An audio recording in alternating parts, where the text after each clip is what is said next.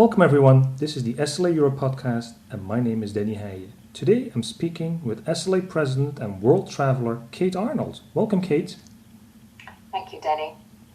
So you told me that you've been traveling a lot recently and just to bring everyone up to speed, you've been to the SLA Europe meeting in London, you've been to the SLA Arabian Gulf chapter in Doha, Qatar, then you went on to the Pharma Division Spring Conference in Baltimore, a joint spring conference in Kentucky, and then finally, but not least, the Librarians Info Literacy Annual Conference in Sheffield. And I'm even leaving out one special place that we'll discuss at the end.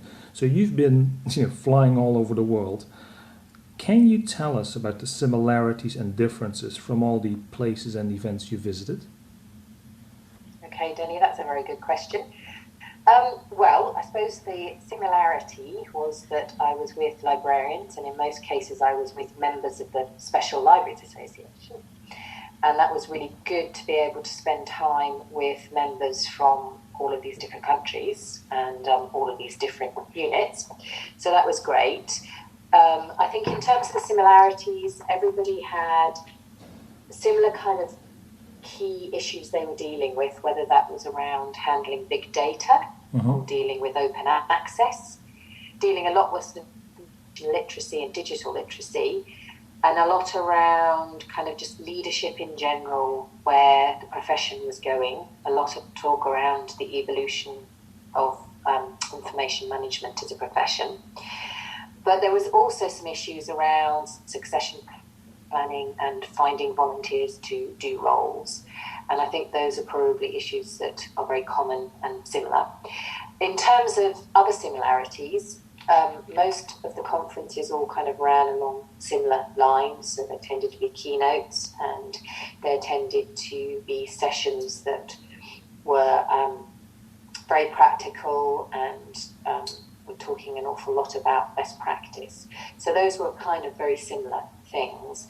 I think in terms of differences, the actual structure of some of the sessions were quite different. In the Arabian Gulf chapter, it was quite interesting to see that instead of, or in addition to asking people to put their hands up at the end when they wanted to ask questions, they also at the beginning of the session would hand out cards that you could write questions on and then hand those to the front. And that worked quite well because it meant if you had a question in your mind at the beginning of the session, you could easily write it down and then not have to try and ask it at the end. Clever. But it was really, it was clever. And it was very interesting to hear from the presenters who said it was great to be able to sit there and read a card and not have to try and remember what somebody had said or something like that. So I think that was kind of a very interesting and clever idea. I'm just trying to think about some others. I thought it was interesting, a difference, the Kentucky, SLA Kentucky and the Kentucky Library Association, they had a joint conference, and that was quite nice to see the collaboration and partnership between those two groups.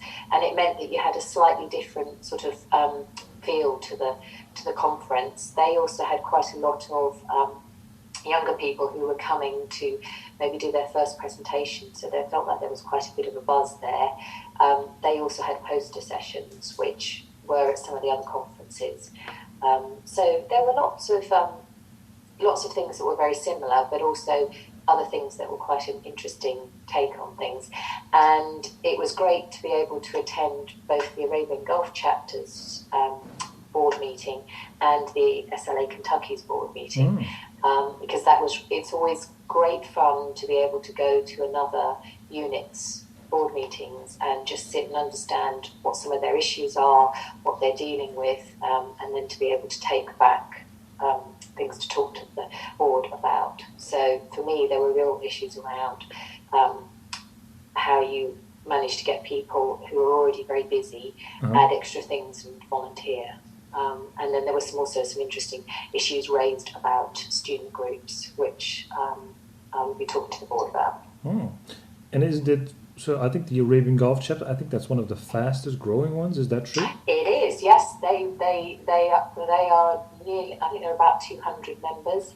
And last year they had a very, very large increase. So it was nice to be able to give them 2 certificates that they weren't able to collect a leadership summit, but that was really, really good to see them. And they had 500 attendees at their conference and about 50 exhibitors, so pretty impressive, really. That's amazing. So the theme of SLA this year is Beyond Borders, so that's your theme this year. So what has this travel taught you about this theme? What has it taught me about Beyond Borders? I think it has made me realise just how truly international the SLA family is, and the fact that although we might do things slightly different or differently in each country and each area, we also have lots of things in common. And I think the fact that we all want to network and we use conferences and meetings to share best practice, to learn and to work with one another in a collaborative way is wonderful. And I've seen that happening on 3 different continents, so it's been wonderful to be able to do that, and been wonderful to be able to make links between groups. So, for example, with the Librarians Info Literacy Annual Conference, which is known as LILAC, which took place in Sheffield here in the UK last week, I was able to talk with them about possibilities of maybe working with SLA Europe to hold a best practice meeting that would look at information literacy in the corporate sector and information literacy in the academic sector, because there's an awful lot that both could learn from one another. And I'm also going to tie some people actually from the Kentucky chapter who've been doing information literacy up with the LILAC people. So I may well even be able to try and get some speaking engagements for both of those groups. So I think the Beyond Borders has shown that SLA is international, but it also can do an awful lot of collaboration outside of SLA, and that would be with people like the LILAC conference. Yeah, because they seem like very different worlds, but you can help each other even though you're in different parts of the information sphere.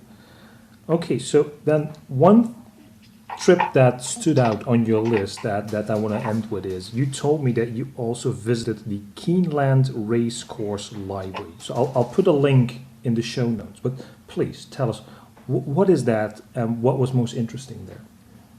Okay, well, when I was in Kentucky, I had a wonderful time. I was treated very royally, shall we say, by the Kentucky chapter. And one of the things they organised was a visit to Keeneland Racetrack, and we did actually go racing on Bluegrass Stakes Day, which was absolutely fantastic. But before we went racing, we had a very special tour. We went to the Keeneland Library, which is a purpose-built, glorious building that's not too far from the racetrack, and they have a very interesting collection of materials there, some of which date back to the 19th century, and I think they might even go further back than that. And they have a lot of artifacts, so they have sea biscuits. I'm trying to think here, I'm describing it. Horseshoe, and they have a jockey's weighing machine that came from England that's probably sort of, I think it's 18th century. So they have a lot of artifacts, and they also have a lot of resources. So they have a lot of horse-related books and racing newspapers and materials like that. And they also, the librarian also helps to do, or actually runs, when they have sales during the year. There's a period where all the X-rays for the horses, etc., have to be put in. Have to be collated together, so that the people buying horses can actually see what the legs look like on X-rays. And so that's a knowledge management job that is done by the librarians. So we had a wonderful tour around, and we were even allowed into the stacks, which of course is always a librarian's privilege. So that was very interesting to see the materials they had down there, and that was a great tour. So we had a nice time, and then had a chapter meeting. So all very good. That is truly a special library. You know, just some things you have to visit in order to be really appreciative of what where our profession can lead us, because that sounds like super special. Very, very, very true, Dennie. Okay, so with that, I would like to end this podcast. So any last words for the audience you want to share, Kate? No, I don't think so, except see those who are able to make it beyond borders to Vancouver in June, and those who aren't able to meet us there can follow things online via social media. And I'm sure that when we come back for our next session, which will be in July, we could maybe do a bit of a recap. Yeah, that would be good. The conference, that would be very good. Yeah, we'll do a conference special. Okay. Okay, well, thank you very much, Kees. You have a wonderful day, and I'll talk to you soon. Bye-bye. Thank you. Bye.